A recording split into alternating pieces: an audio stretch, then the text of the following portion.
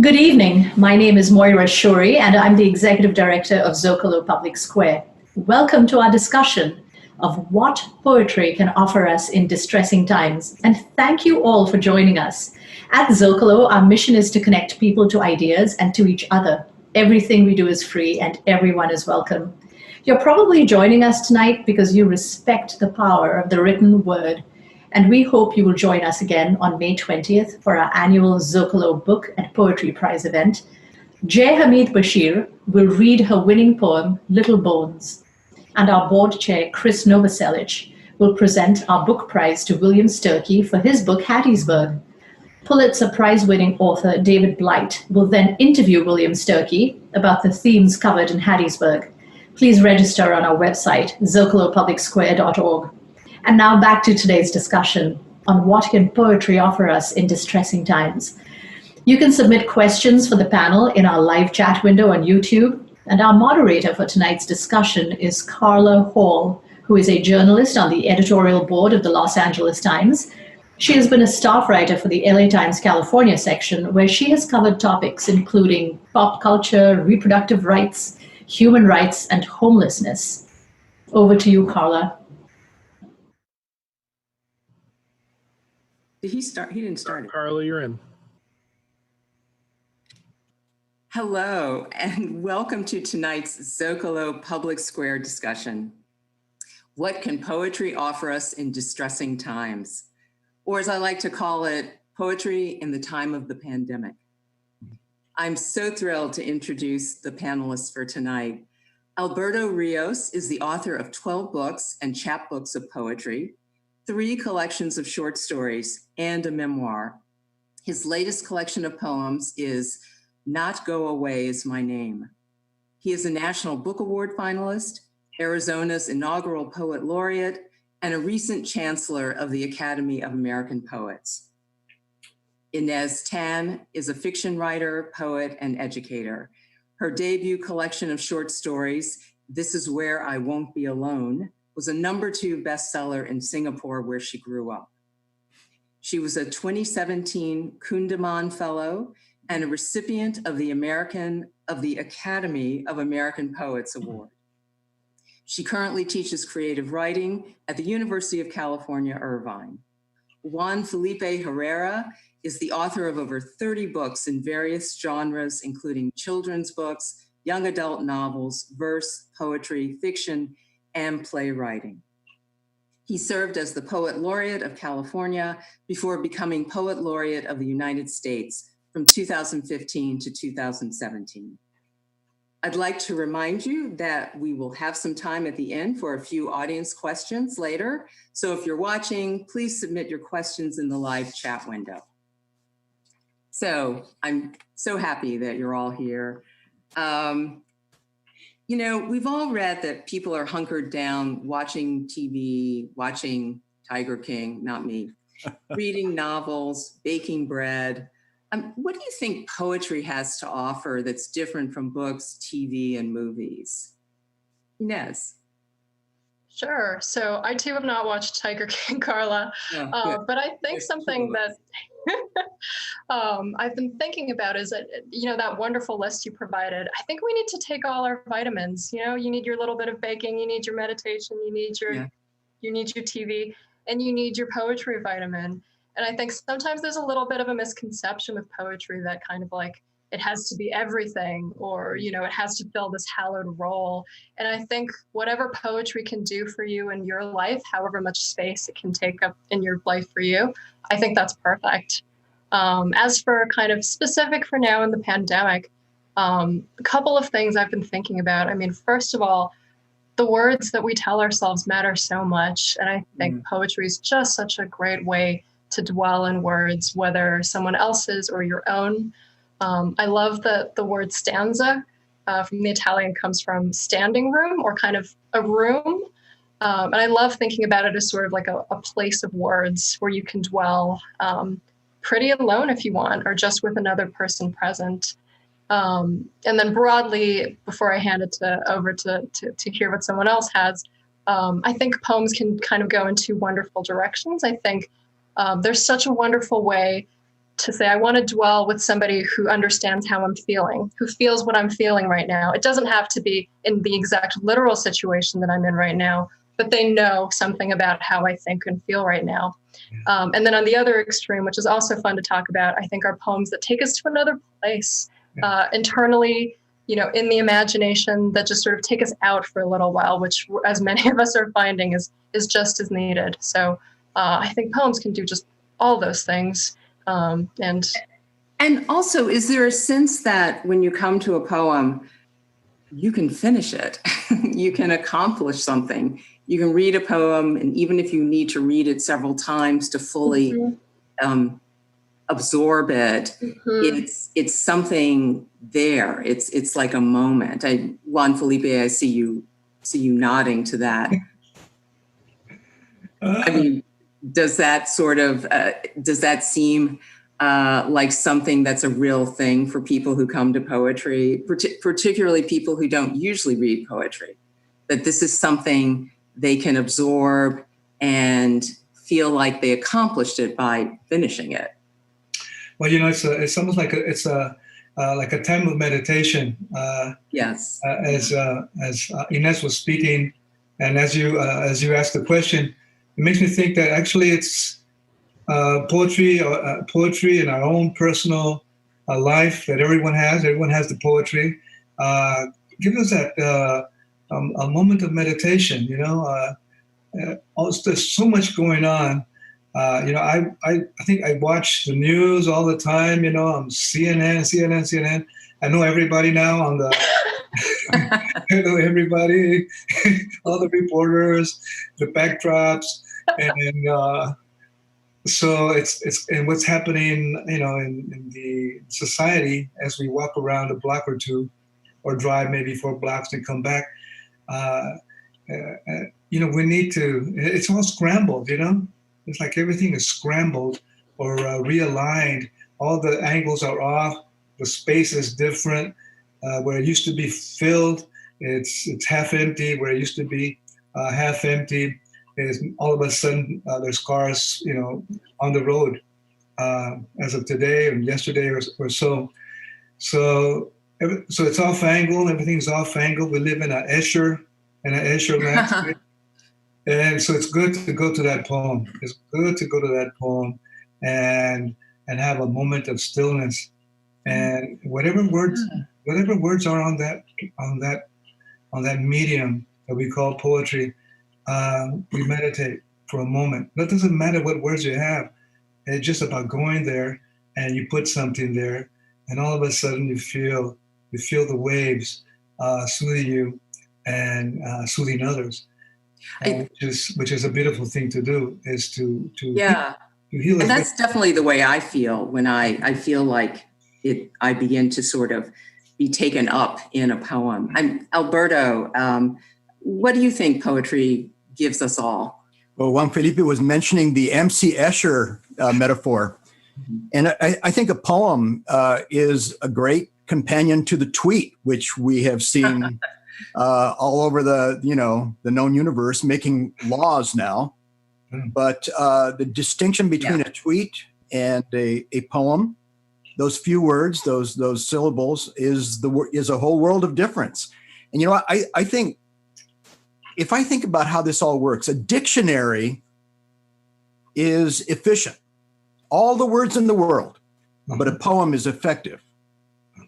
There's a huge difference. You only need a few words. They need to be the right words. And in that moment, the world does something. It moves and all of that information, all of those words become a tool for you to use and create something from, rather than slamming you and you assuming that those words all mean something.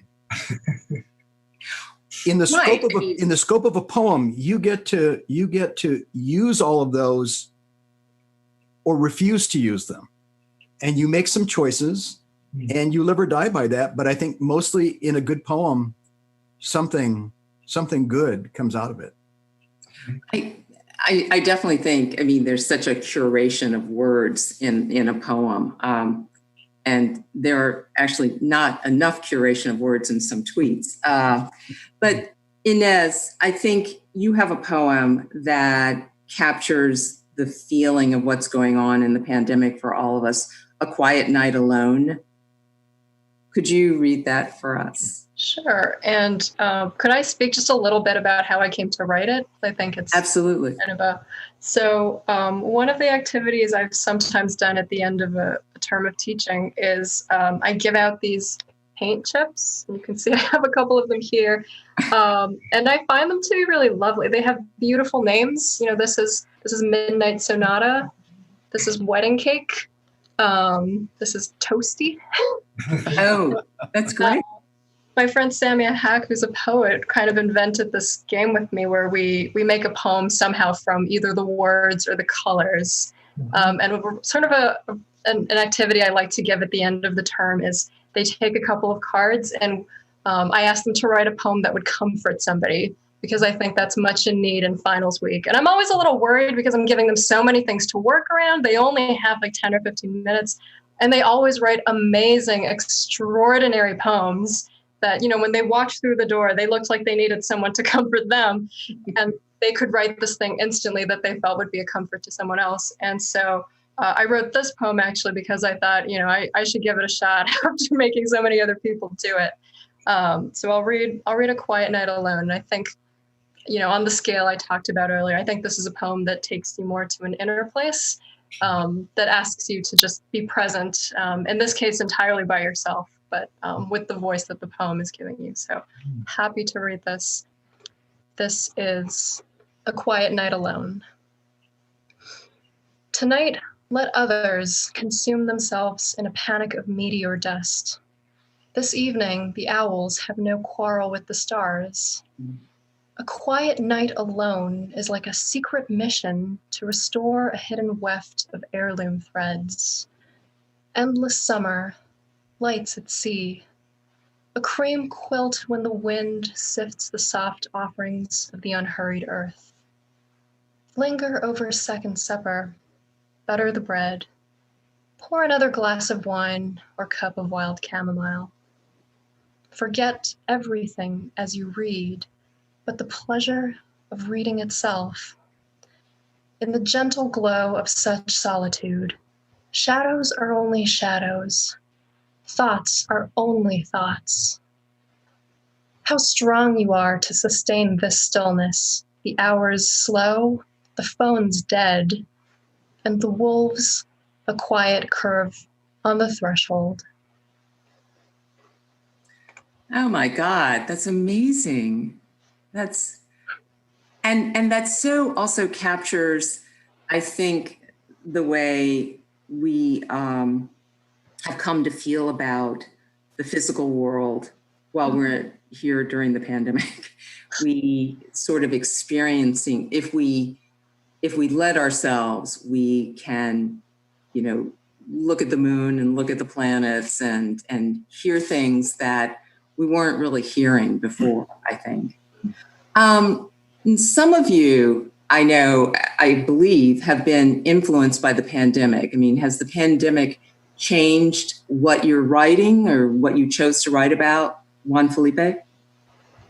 Well, definitely. It sure has. I kind of noticed it the other day. It's not only just the feelings and all that, and our writing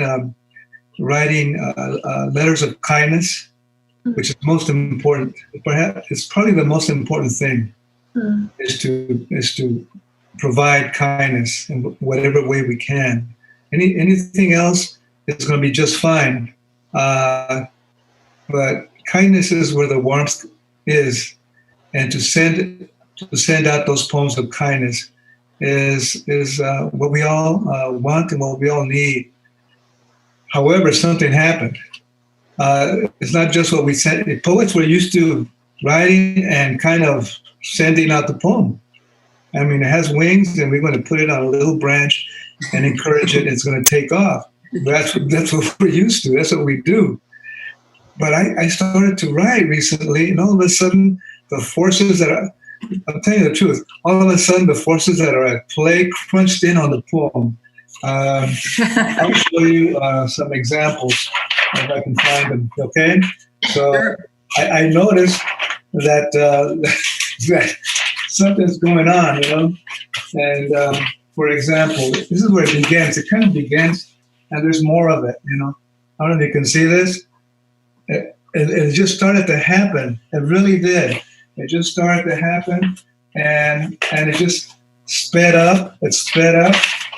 And is this the first time you've written poetry where not only the words, but the graphicness of it, the design of it was an important thing? Well, I love the graphicness of it, and that's for sure.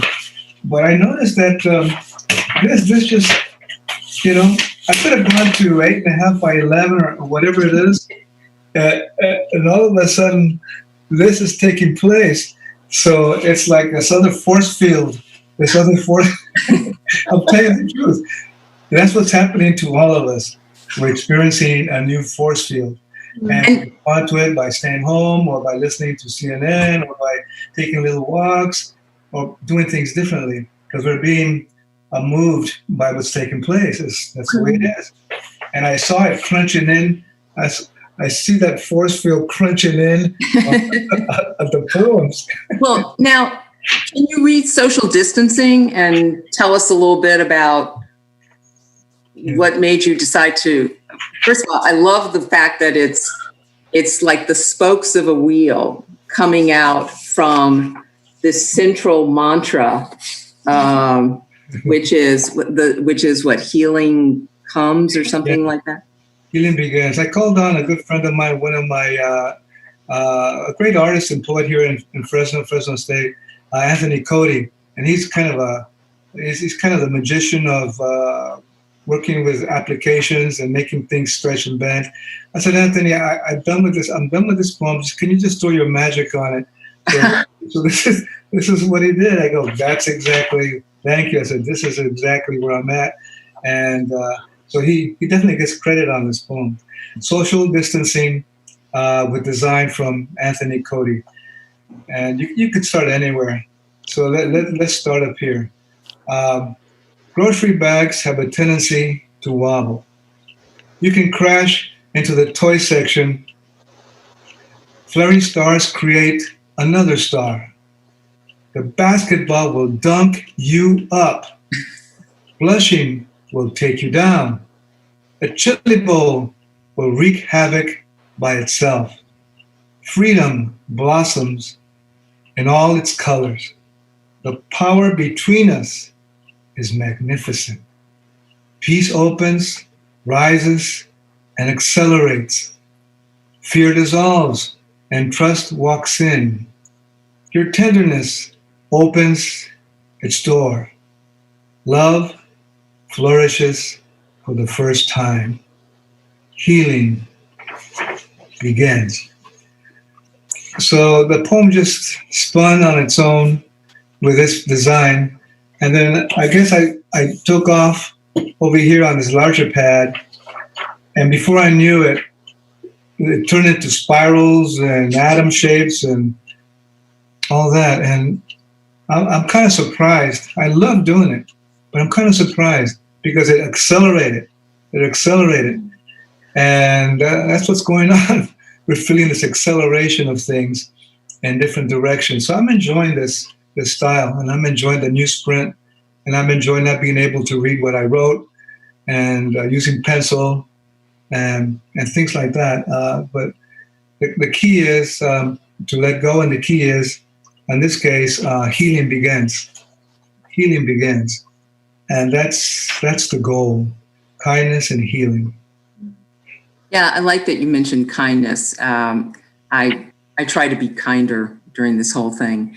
That's amazing. It's like poetry and artwork together for you. And Alberto, what about you? How has the pandemic, if it has, affected what you write? Well, I think the pandemic, one of the things that's important to me is that it tries so hard to rule my life, and I don't want to let it. Mm-hmm. And so sheltering in place is just one in the great cosmic, checklist of all of the things that we really can do. Mm-hmm. Now, I think loud is a magnet, and the pandemic right now is very loud, and we're all looking at it. instead of looking directly the opposite to see what is happening, which is actually our bigger real lives, the history of our lives, the future, everything else is kind of opposite the pandemic. So for me, I think writing about the pandemic, all of the writer's tools are taken away. We don't know we don't know what characters can be trusted. We don't know the end of the story. We don't know, who can be trusted. What's the truth? What's the plot? It's all sort of in the middle in medias res right now. Yeah. So as a writer, you all of the controls you might think you have aren't there, and digesting it is just not happening yet. I feel like a cow. I need a bunch of stomachs to start digesting it because everything seems like a new set of facts every day. Yeah, that's right. So as I write, when I'm writing now about the pandemic, it seems to me so clearly I'm writing not about the pandemic. Mm-hmm. Of course, that still means it's counter to it. It's still there. But I think I'm simply looking around as opposed to at. And I think when I write, that's what I'm doing right now. Is there any possibility that the pandemic just allows you all more time to write whatever you were writing before the pandemic? Mm-hmm. But it's a different kind of time. That's well said. It is a different kind of time. And it took a while to figure out that it was time, because you're suddenly faced with all of these technologies, all these things you suddenly were thrown into and had to learn, especially if you're an educator. You had to learn how to do Zoom and Canvas and all of these other things. So while it might seem like it was a lot of time, a lot of it was taken up by relearning how to go through your day as an educator or even ultimately as a writer. And I think that's affecting us. Now I feel better, and I'm getting closer to the idea that this has got some silver lining attached to it. And I think it's actually, I have a staff, for example, I run the Virginia Piper Center for Creative Writing. It's going to be hard to get them to all come back to work because we can get a lot done. I was wondering that. I was thinking about that today. For all its limitations, when I work at home as a writer, I don't have to deal with other people on the phone or other people talking too loud or any kind of interruptions like that.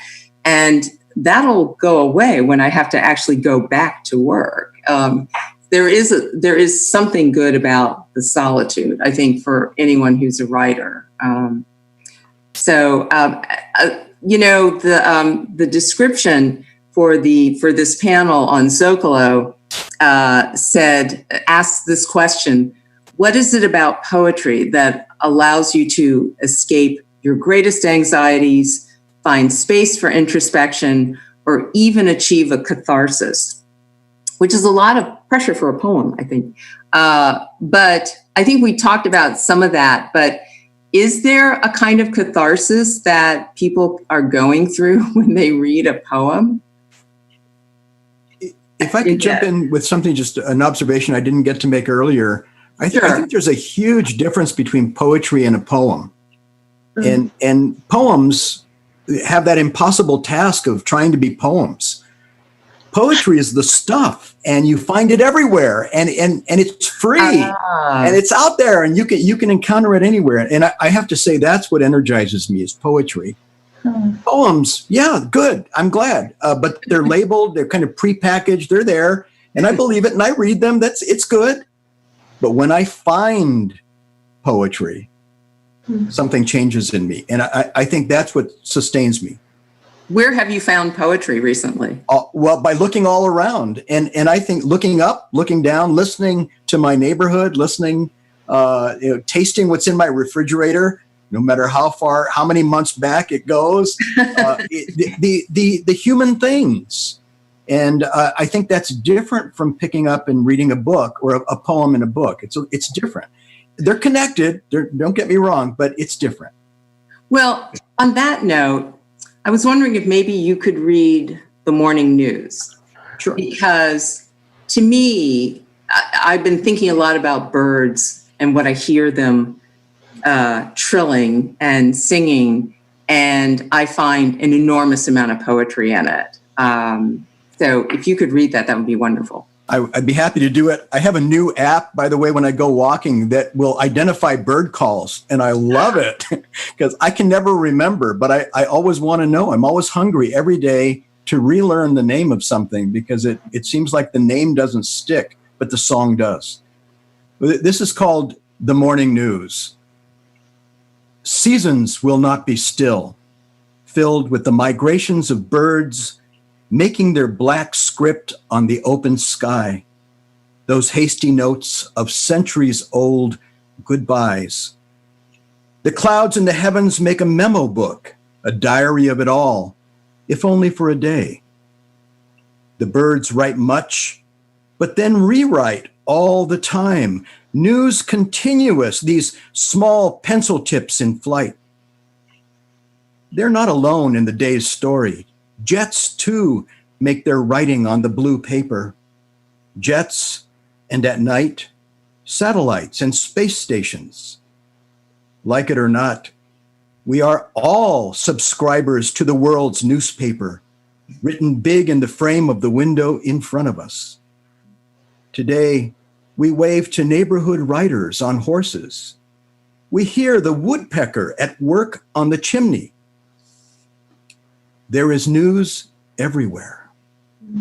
All this small courage so that we might turn the page.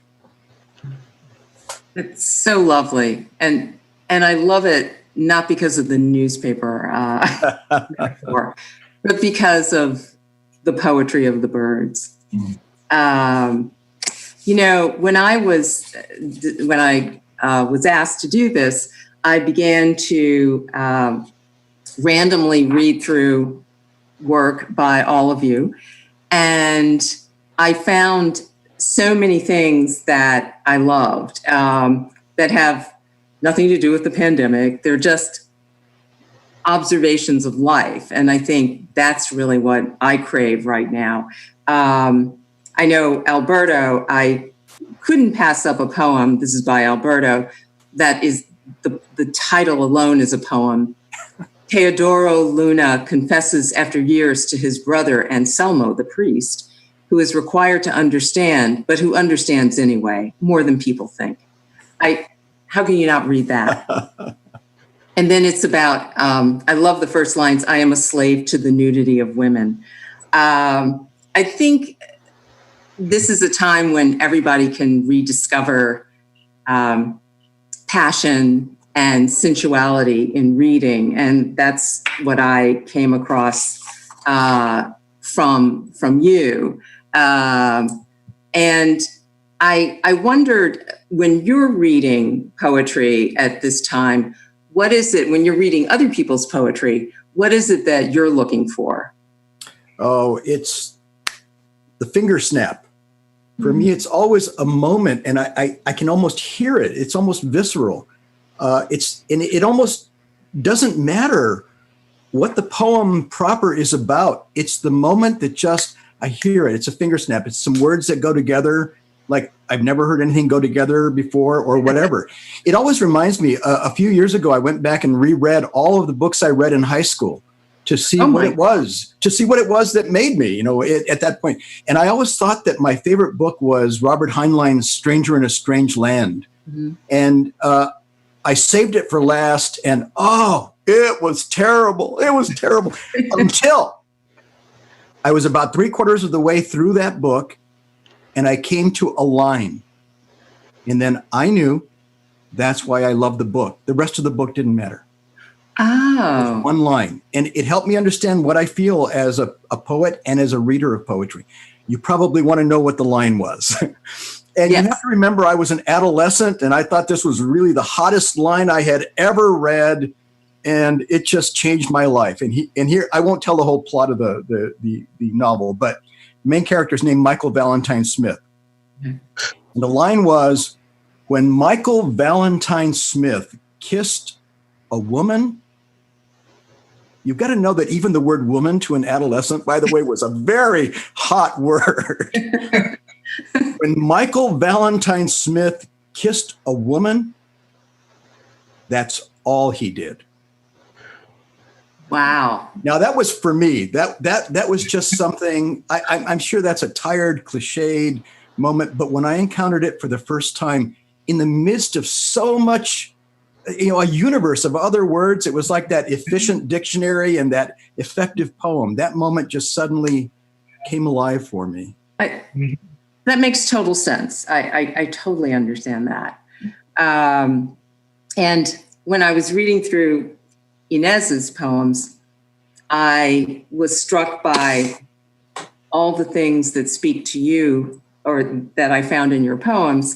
I love your poem, Not Cute, that speaks to regular life and fear and annoyance and fear of aging, annoyance at being too known. I love the line, I've never respected anyone I couldn't fool.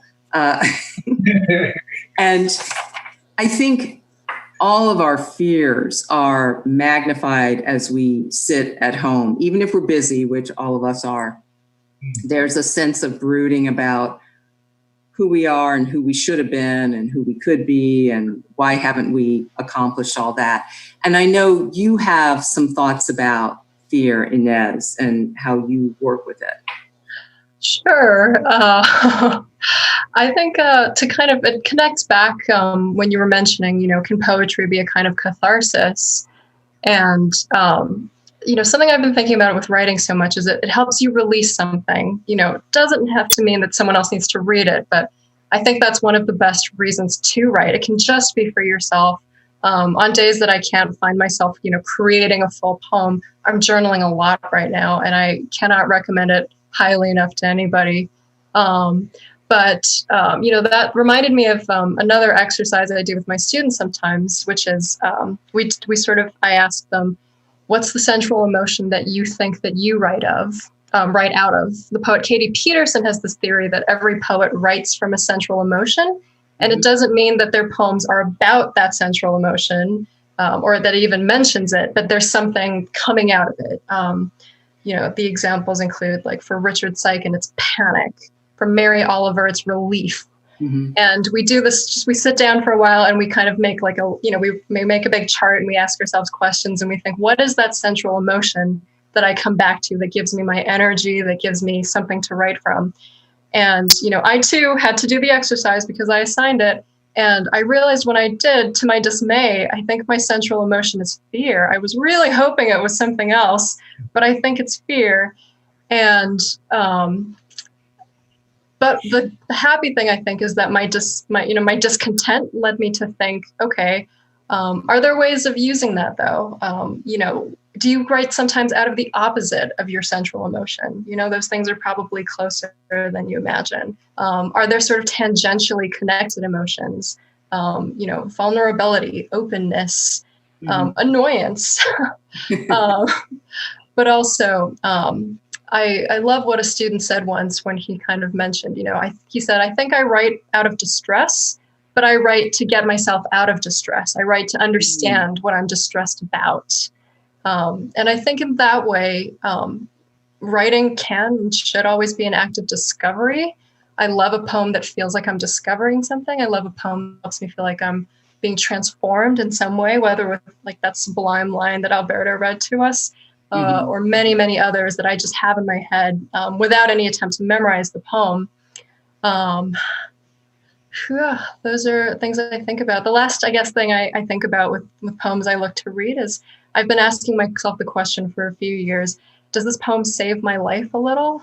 And kind of consciously or unconsciously, I think that's something I want from every poem, even a poem about daily, everyday little things. I want it to sort of save my life a little, to give me some life, to compel me to keep going on in some way. So you have a poem that's unpublished, Sitting in the Rubble, and talk a little bit about how you got there and read that for us, if you would. Sure. So that poem, I didn't write it in the pandemic, but I wrote it in a season of my life when I was in worse shape than I was now that I'm in the pandemic. Just a dark emotional place. And the title, it felt like I was sitting in the rubble, of something that had kind of collapsed around me. Sort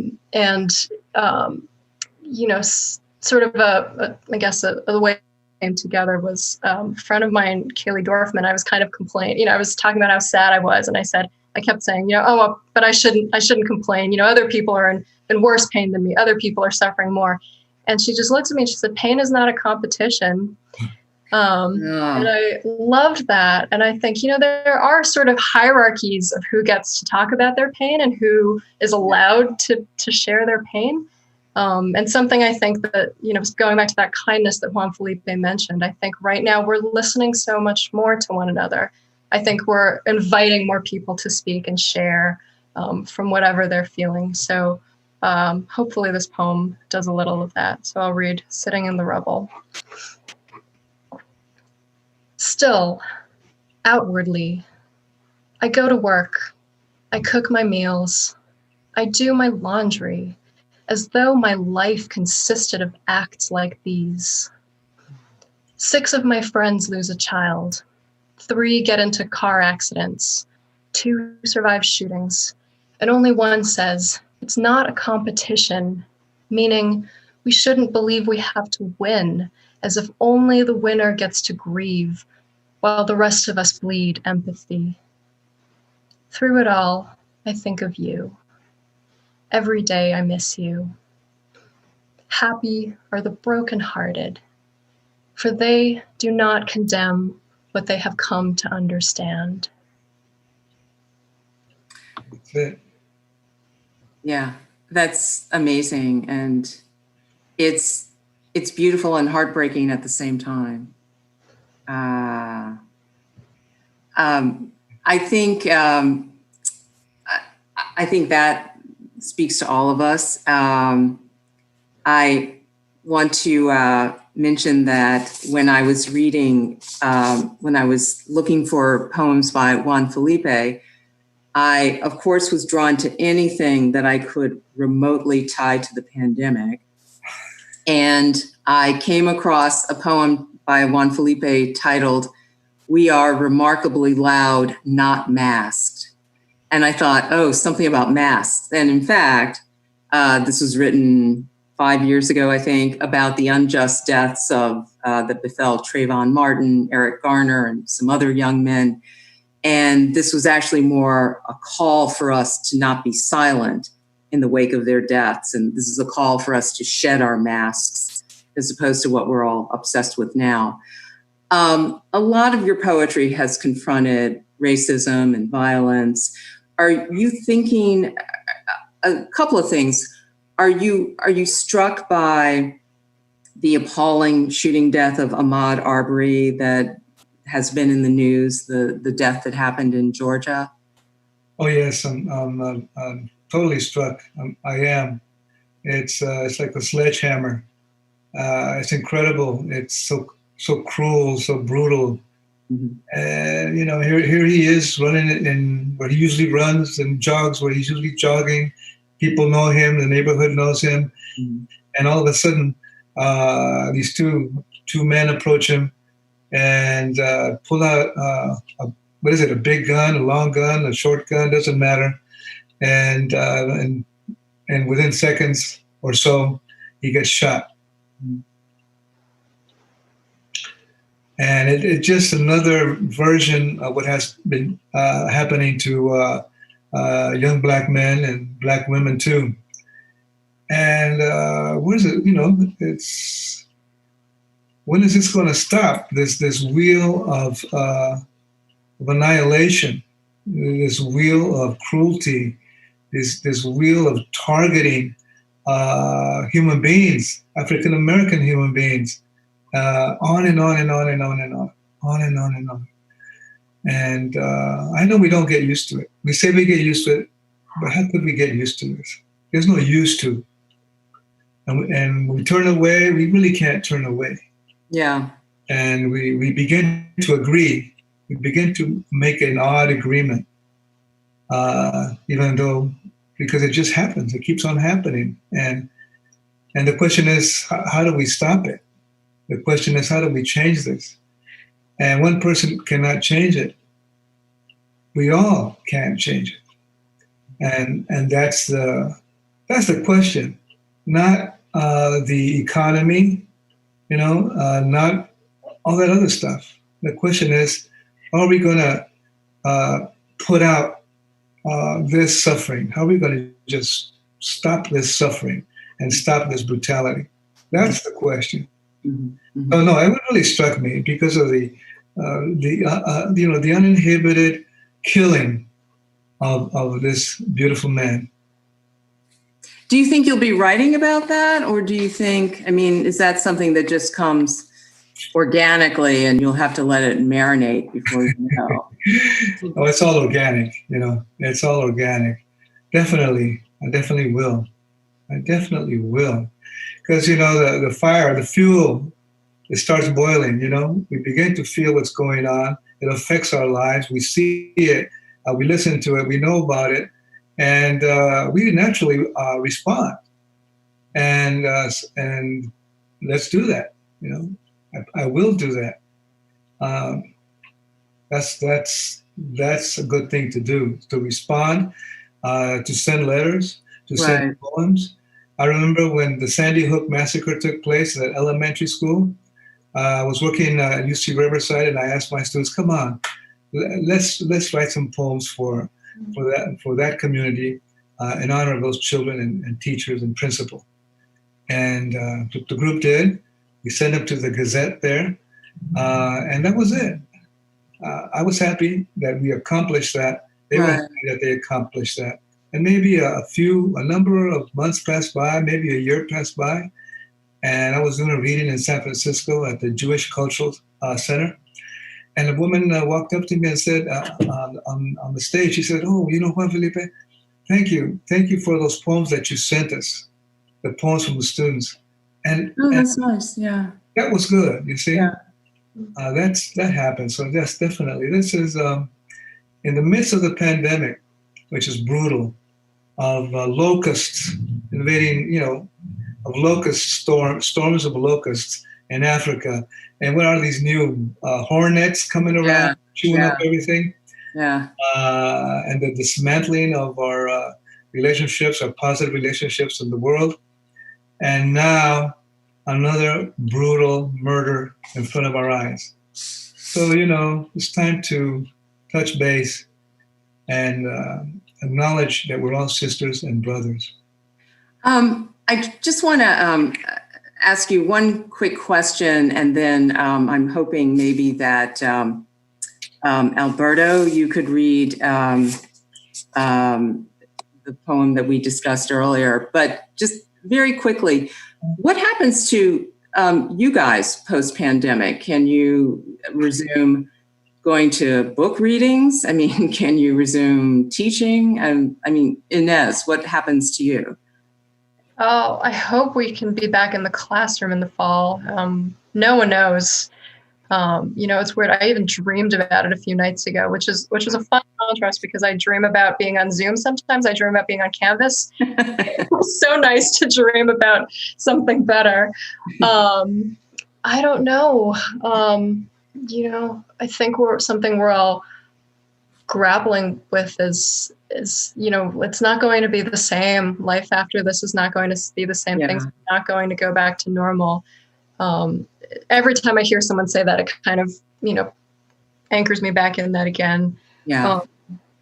But, I think, I think with poems, I like to think of them as very much as Juan Felipe says, kind of they're a response to the world. They take actions in the world. Right. And I've been wondering, what are the needs that we're seeking to have met with poetry right now? I remember reading an interview with Marie Howe where she talked about how poetry came out so much after 9/11, where people were posting poems everywhere. They were writing poems on bed sheets in Washington Square. Oh, wow. It was so important for people to gather and, create and speak and do these inherently hopeful things. And I'm so curious to see, when we are able to gather again, or if we're still online a couple months from now, what needs we're going to see poetry meeting and how we're going to keep navigating that. And I think we're just about out of time, but I would love it if we could just close with When Giving Is All We Have. Alberto, if you grab a copy of it. I'm happy to read this. And it begins with a little epigraph. It says, one river gives its journey to the next. And just as a bit of insight to everybody in the Zócalo, my last name is Ríos, which is rivers. When I say one river gives its journey to the next, it was a shout out to my son, however subtle. And I read this several times, and somebody came up to me afterward and said, it's also your father talking to you. And so this is called When Giving is All We Have. We give because someone gave to us.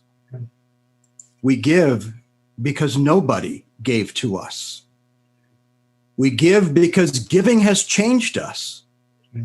We give because giving could have changed us. We've been better for it. We've been wounded by it. Giving has many faces. It is loud and quiet, big but small, diamond in wood nails. Its story is old, the plot worn, but we read its book anyway, over and again. Giving is, first and every time, hand to hand, mine to yours, yours to mine. You gave me blue, and I gave you yellow. Together, we are simple green. You gave me what you did not have, and I gave you what I had to give. Together, we made something greater from the difference.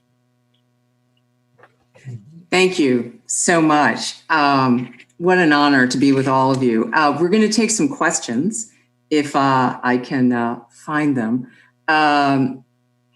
Here's one. These are questions from the people who've been listening in. Do you write for yourself or because you need to or for an audience?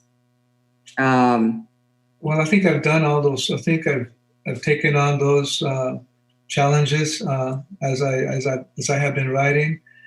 I used to. I actually quite a bit. I respond to what's going on, and I also read. I also write as freely as I can, without any thoughts or ideas or anything that I'm going to work on. I just let go and I dive into the page or scribble on little pieces of paper or in my hand or draw my dreams out and put words on the drawing. That I really like. I really enjoy that as free as possible.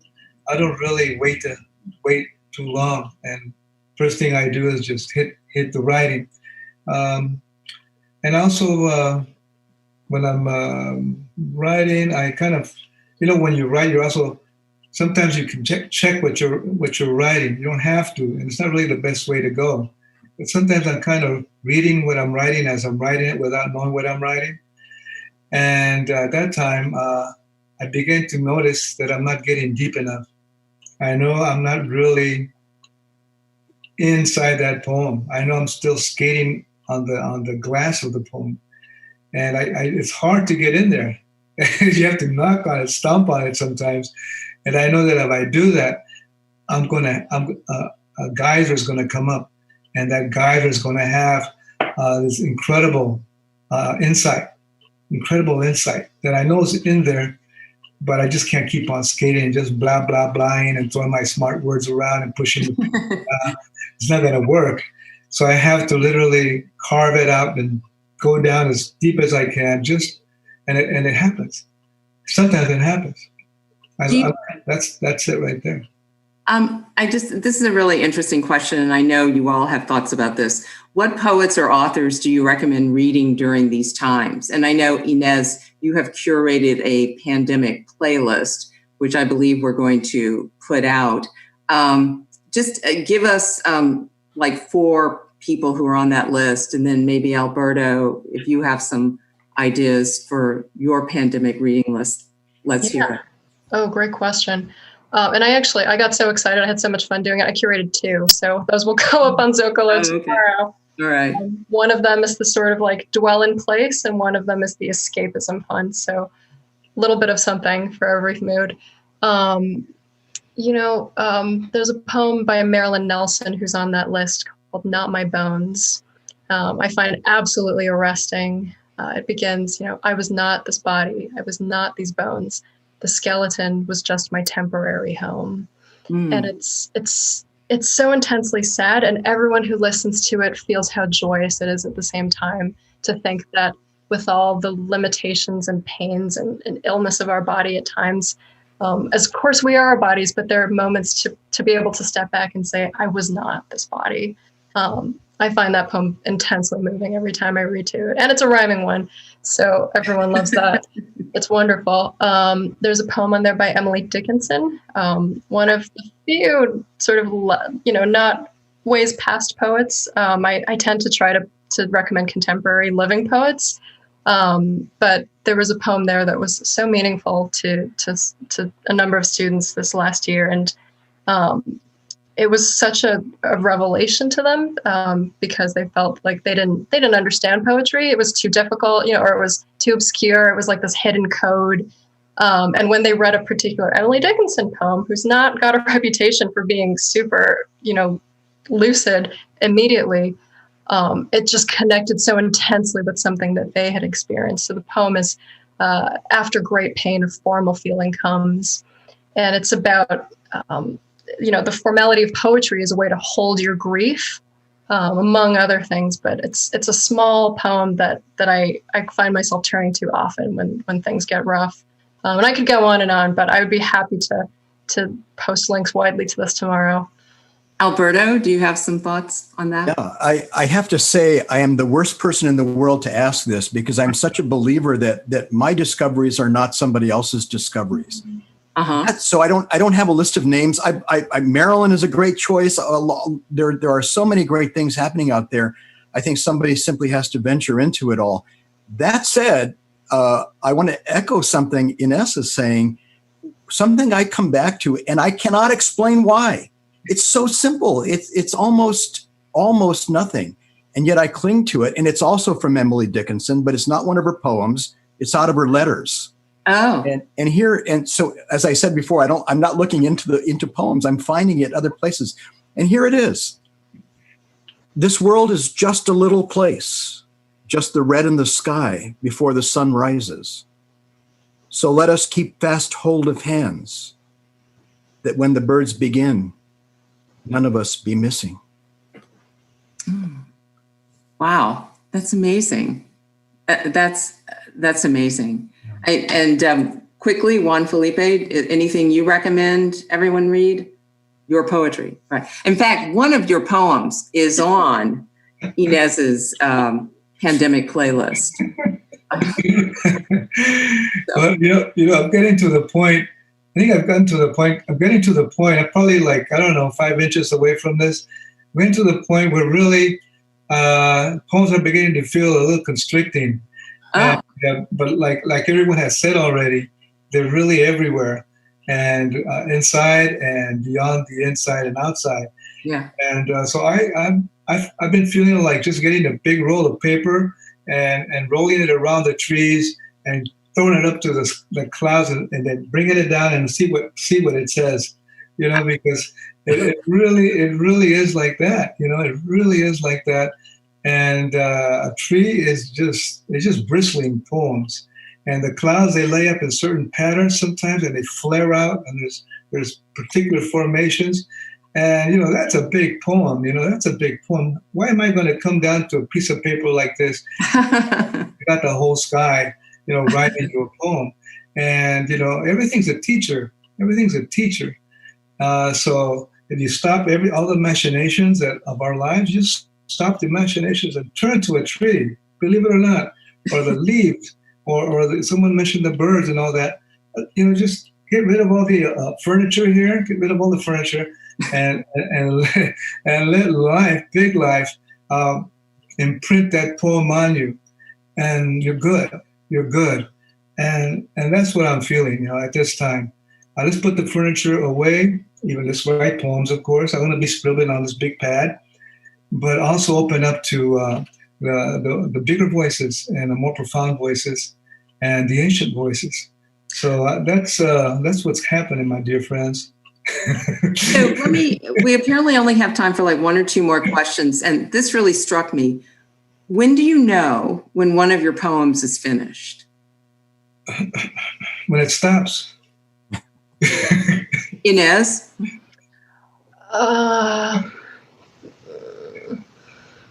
Sometimes when I can hear the whole thing, often when the title feels right. Mm-hmm. Okay.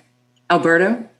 I don't think they're ever finished. And in fact, I often will take a poem and turn it into a story, take a story, turn it into a poem. I think testing ideas, an idea is like this small little fusion thing. It's just perpetual motion. It'll give you 1,000 things if you let it. And what has helped you find confidence to put your work out into the world? I mean, you're all obviously accomplished, so you've been at this for a while. You've won awards, but maybe if I could refine that, what was the thing that started you off, that made you confident as a poet? My mother's voice. Pardon me? My mother's voice. My mother's voice. And friendship. Friendship. It's good to write on your own by yourself. Of course, that's what we do. But friendship and others writing and conversations, that makes you buoyant. And you have to dive into it. You have to dive into that big audience. Just got to dive in there. Maybe you'll land on your earlobe. And you know, that helps. That helps. Little by little, that confidence builds. I was the last one to feel confident. Inez? I love that idea about friendships. I think all poems talk to one another. I think of poems as being in sort of this great river. And I try to tell my students, and I tell myself this every day too, you can take part in that. I think when you're able to feel that, sometimes you're the hardest one to convince of that. Other people can tell you, but you have to tell yourself. But I think when you're ready to say, you know, my voice matters too. I can read poems, I can write poems, I can talk back to the poems that I've loved. I think those are kind of the moments when I feel like, yeah, let's send some poetry out. That's great. That's good advice for life. Alberto? For me, this is going to sound a little bit ludicrous, but I mean it. When I first started, I thought I invented poetry. I didn't come from writers. I moved toward them. And the whole time I was growing up, I mean, everybody will have gone through their educational system in different ways, but poetry just simply wasn't part of mine. It was a tough school. Yeah. And so I was writing in the backs of my notebooks, which is where you go to get in trouble. You're going to create a spit wad or write a note to somebody or whatever. And I was going there because what I was writing didn't fit anywhere else. There was nobody to show it to, nobody to give it to. And so I was writing something. And this is a little sad. I mean, I couldn't show it to teachers because I didn't know what teacher to show it to. I couldn't show it to my parents. That's the law of being a kid. Yeah. And I couldn't, and this is sad. I couldn't show it to my friends in the beginning because I knew they weren't doing that. And in that sense, it was mine. I was inventing it. And it wasn't until I got to university that I started, I took a class. And by the way, I took a class, my first poetry class I only took because it was the year that computers came to universities. And I was doing what everybody in the entire country was doing that year. The two friends of mine that went to university with me, we were in my bedroom and we were reading a book harder than we'd ever read a book in our lives before. And it was the university catalog. And of course we were looking for the easiest courses we could find because now pre-registration was possible. You didn't have to go through your advisor. And I came to English 9. Yay. It's so weird. I thought I would never take an English class ever again. I had been through freshman English and never again. It was almost by accident. Freshman 9, I'm reading it almost by accident, and I get to the end and it says, no final. I signed up for it in a heartbeat. I didn't know what I was getting into. And the truth of it is when I first took class, I purposely wrote some things in Spanish to begin with because I knew nobody else in the class could read it. Yeah. And Well, it actually, started like that. That's really interesting because there is one final question, and this is a really interesting one. What advice do you have for new immigrant poets to the U.S. Who are still developing their English language skills? I love the story of the poet Charles Simic, who began writing poetry. I think he wanted to write fiction, but he wasn't confident in his English, and he thought, I'll write poems instead. And his poems are sublime.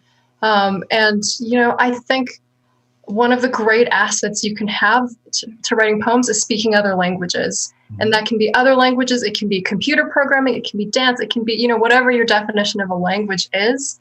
I think that enriches the poems that you can write and gives you a perspective and a voice that will not be like any others, and that other people are desperate to hear. If I hold this pen in my hand and the only word I have for it is pen, I own it. I'm done with it. I can move on to paper. I can move on to whatever.